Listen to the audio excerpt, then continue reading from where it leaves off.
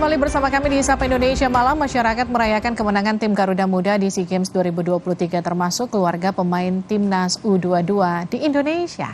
Dan informasi ini saudara sekaligus menutup jumpa kita di Sapa Indonesia Malam hari ini. Ikuti terus perkembangan pemilu melalui Kompas TV, independen, terpercaya. Kita sukseskan pemilu 2024. Saya Cindy Sistiarani. Saya Liviana Charlisa, terima kasih telah mengupdate informasi Anda di Sapa Indonesia Malam. Sampai jumpa. Keberhasilan Timnas Indonesia meraih emas di final sepak bola SEA Games disambut meriah oleh seluruh masyarakat Indonesia. Termasuk keluarga pemain Timnas U22 Witan Sulaiman di Palu, Sulawesi Tengah. Keluarga dan tetangga menggelar nonton bareng laga final melawan Thailand. Saat peluit akhir ditiup, ayah Witan, Humaydi melakukan selebrasi dengan membagikan es krim gratis dan jagung rebus kepada warga yang menyaksikan siaran langsung di halaman rumahnya.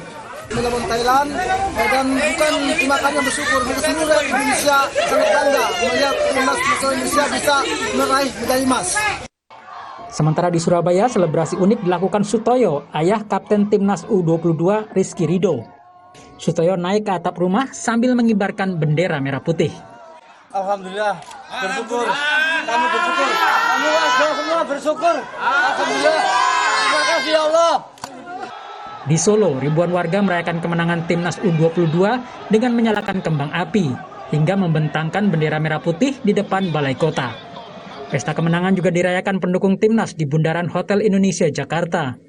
Indonesia telah menunggu hingga 32 tahun untuk meraih medali emas di cabang sepak bola di SEA Games. Tim Liputan Kompas TV.